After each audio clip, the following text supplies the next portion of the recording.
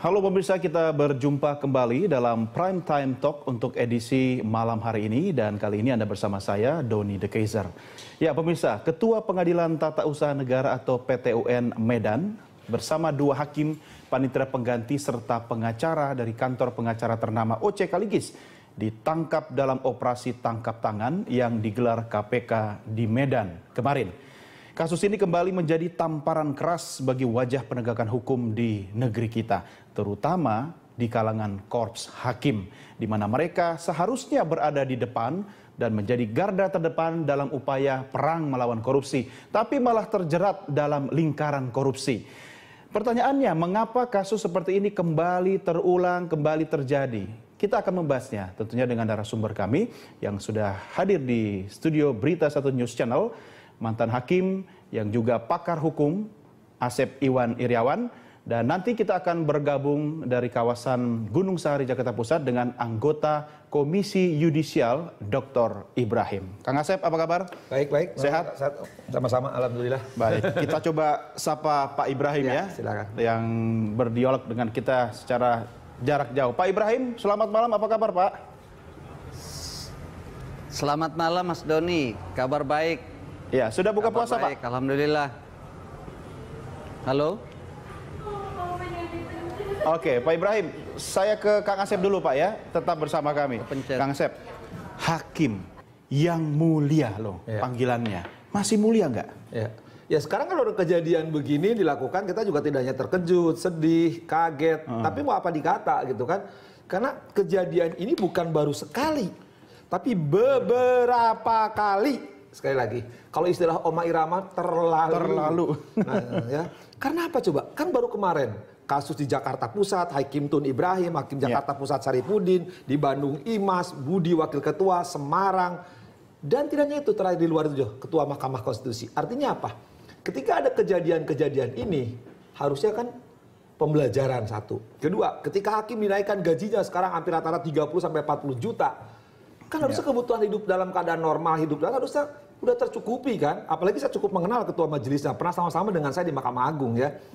Ya, saudara ini di asisten di Hakim Peradilan Tun kan. Nah sekarang kalau seorang ketua pengadilan, pimpinan pengadilan, majelisnya kompak dengan anggotanya, dengan panitranya, dengan pengacaranya, saya pikir hari ini saya menyatakan bahwa mafia peradilan tidak terbantahkan lagi. Karena itu juga bayangin, majelisnya, panitranya, pengacaranya kompak kan. Biasanya kan cuma 1-2 oknumnya yang bermain. Nah, ini sekarang udah majelisnya kompak, panitranya juga tahu, pengacaranya tahu, diselesaikannya di mall. Gila nggak? Coba, kalau saya ini kalau jadi diulang dan diulang, ini bukan sekarang mindset yang suka salah. Lagi sial, kapan lagi? Mumpung KPK lagi turun staminanya. Jadi mau lebaran. Menurut saya ini perbuatan gila, saya bilang kan. Kenapa? Tidak lebih dari kelakuan kalau diulang, hanya watak dari oknum-oknum. Masalahnya hakim. Kang, ini kan hakim. Artinya hakim ini wakil Tuhan di muka bumi loh. Sekarang itu wakil Tuhan itu hanya idealnya normal bagi hakim-hakim terbaik. Masih banyak hakim-hakim terbaik yang katakanlah yang dulu memang sejak awal baik atau sudah dapat gaji besar, mereka tobat, bahkan mungkin maaf sekali sering saya katakan di meja ini paling sering saya katakan minimal mengurangi ya kelakuan-kelakuan tidak terpuji karena kebutuhan pokoknya udah lebih terpenuhi. Nah, sekarang kalau ada hakim jabatannya ketua pengadilan di kelas 1A di Medan lagi bayangin, masih melakukan lebih parah lagi. Yang dilakukan sidangnya coba terhadap kewenangan pencegahan yang pasal 2A di Undang-Undang itu nggak boleh dikabulkan. Itu sesuatu hal yang aneh. Jadi orang masyarakat juga yang baca kalau ini dikabulkan pasti ada apa-apanya, tidak mungkin. Jadi bermainnya terlalu kasar sekali lagi. Mohon dengan segala hormat, saya sebagai pernah ada di lembaga itu, benar-benar gitu kan. Saya pikir sampai dengan gaji besar, dengan ada kejadian-kejadian sebelumnya tidak akan terulang. Tapi sekarang terulang di bulan puasa. Bulan puasa lagi? Ya, ini bukan puasa, harusnya kan puasa segala-galanya gitu. Ini kan bukan puasa artinya. Memang udah watak, udah jurisprudensi, udah tradisi, wataknya dia memang tukang minta duit, ya sudah mau diapakan. Dan ini sih karena pembelajar untuk KY atau siapapun lembaga yang berwenang, sekarang nggak ada tidak. Hukumannya harus berat. Atau bila perlu gaji hakim turunkan lagi. Pembelajaran bagi semua hakim bahwa sekarang kalau ada kejadian temennya, dulu kan janji. Itu hukuman dong karena namanya. saya teriak-teriak, ya nggak ada masalah. Saya dulu teriak-teriak, gaji hakim naikkan saya walaupun nggak ada hubungan gaji sama dengan kelakuan. Sekarang udah terbukti ketika gaji naik, Ketika ada kejadian tetap aja ya nggak bisa enggak. Biar pembelajaran bagi siapapun jadi hakim itu adalah pengabdian, bukan cari duit. Nah sekarang kalau otaknya cari duit dengan majelis yang nampak itu, saya pikir nggak ada maaf sekarang. Artinya kan Kang Asep bahwa menjadi hakim itu harus sudah selesai dengan dirinya sendiri. Tapi kalau dengan 30-40 juta per bulan masih ada kasus-kasus seperti ini, yang salah bukan sistemnya kali, bukan remunerasinya kali, tapi mentalnya. Tadi saya katakan, watak, kalau institusional sekarang MA kurang gimana, KY kurang gimana, badan pengawasan MA kurang gimana. Saya kira hampir berapa hari mungkin KY itu kerjaannya untuk mengusulkan majelis kehormatan hakim. Kan kejadian hakim tertangani sekali, bukan sekali, berkali-kali. Ya, tidak hanya itu, hakim yang kena narkoba, hakim yang selingkuh, yang kena kode etik lainnya. Kan harusnya pembelajaran, ketika ini harus berhenti dan ada pemenuhan kebutuhan pokoknya. Bayangin kalau katakan 30 juta, pengeluaran sehari 1 juta. Masa nggak cukup? Ya, saya pikir kalau nggak cukup, Saya satu istri. Ya kita tahu lah hakim harus 1 istri, nggak boleh hakim lebih dari 1 istri kecuali kalau punya simpenan kan, yang selingkuh itu kan karena tadi Anda bilang mereka kan harusnya belajar kan. Betul. Mungkin belajarnya bukan belajar lebih baik tapi belajar antisipasi biar nggak ketangkep kali. Bukan belanja karena ketahuan di mall. Kalau di mall kan sebenarnya saya juga sering di mall tuh ngadem atau lihat apapun kan nggak jadi masalah. Masa mall dijadiin ruang sidang sih kan? Ya makanya bukan ruang sidang, lebih parah lagi kan terima duitnya di mall kan. Harusnya beginilah, kita ngomong nggak benar, ngomong wakil setan aja bukan wakil Tuhan ya. Sekarang ini kalau kita berbuat nggak benar, ketahuan orang. Kalau di mall itu kan public area kan, kenapa harus di mall? Cari dong tempat yang tersembunyi gitu kan. Kalau di mall kan bisa ketahuan. Apakah di toilet umum kan di mana kayak artinya maksud Anda Kang Asep sudah nggak tahu malu banget. Ya katakan kita ngomong nggak bener nih ya. Kalau kita ngomong sudah nggak bener, kita ini akan terima uang sesuatu yang memang perbuatan maksiat. Kenapa harus di public area gitu kan? Wah kan di mall itu kan orang kan kenal. Oh si Asep, oh si Doni kan tahu. Pengacaranya terkenal, hakimnya terkenal. Medan itu kan tahu sebagaimanapun. Apalagi di Jakarta kita saling tahu. Oh wajah Asep, oh wajah Doni, oh wajah ABCD. Kalau itu dilakukan di mall, ya KPK gampang nangkapnya, udah gampang KPK dengan sadapannya sekarang diperlihatkan, yaitu mana kecil juga nangkap gampang. Oke, kita akan ke Pak Ibrahim, tapi sebelumnya saya ajak Pak Ibrahim dan Kang Asep untuk kita melihat tayangan grafis berikut ini. Kita refresh sejenak ingatan kita terkait dengan daftar hakim yang sudah pernah berurusan dengan Komisi Anti Rasuah kita. Ada Hakim Sarifuddin Umar ya, Kang Asep masih ingat ya. Ini soal suap 250 juta, ini penjualan aset Budel Pilot PT SCI tanggal 1 Juni 2011. Ada Imas Dianasari ya, ini hakim di Pengadilan Negeri Bandung ya. Ini soal PT Onamba Indonesia dengan imbalan tertentu, dan berikutnya ada Hakim Heru Kisbandono. Nah, ini masih hangat juga nih di ingatan kita ini dari Tipikor Pontianak. Ini suap anggota Majelis Hakim Pengadilan Tipikor Semarang terkait dengan Hakim Kartini Marpaung ya, yaitu menerima suap ya oleh Hakim Heru Kisbandono. Ini nomor 34 saling terkait dan kasusnya pada tanggal 17 Agustus. Berikutnya ada Hakim Setia Budi Tejo Cahyono ya, Wakil Ketua Pengadilan Negeri Bandung terkait suap dana bantuan sosial. Ini juga menyeret mantan Wali Kota Bandung Dada Rosada ya. Kemudian, nah ini temannya Kang Asep nih ya.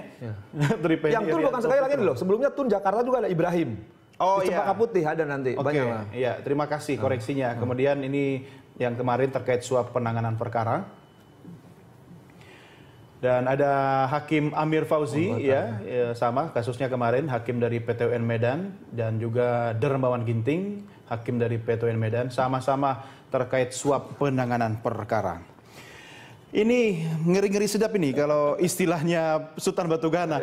Tapi yang nggak akan tidur nyenyak Pak Ibrahim dan teman-teman ini.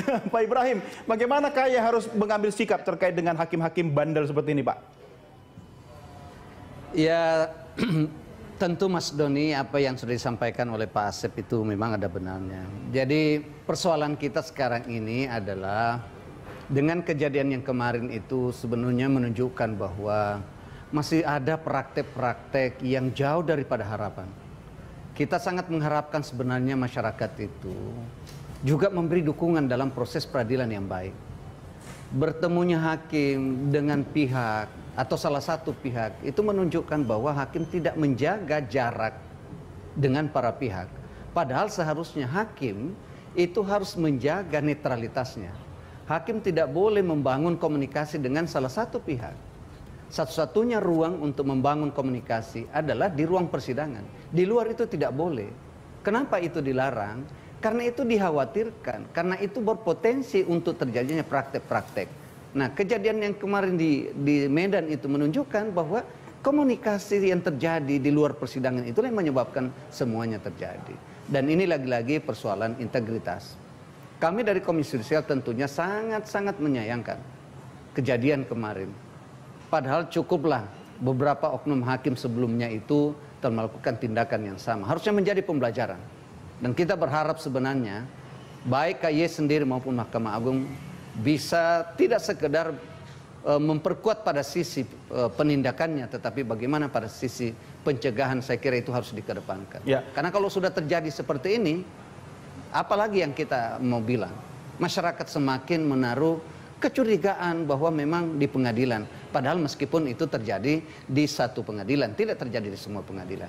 Ini kan soal oknum sebenarnya. Ya, Tapi itu dia Pak Ibrahim. Kalau kita bicara oknum, sebenarnya dari zaman dulu juga yang namanya oknum sudah banyak sekali. Iya. Tapi apakah tidak, bukan berarti dengan kata yang lebih bijaksana kita menunjuk ini adalah oknum, dengan tanpa bermaksud semangatnya sekarang untuk membersihkan siapa saja yang ada dalam lingkungan atau institusi kehakiman kita, sehingga apakah oknum atau bukan, preventifnya lebih unggul, Pak Ibrahim. Bagaimana seharusnya ini? Saya setuju bahwa mencegah itu adalah jauh lebih baik daripada mengobati.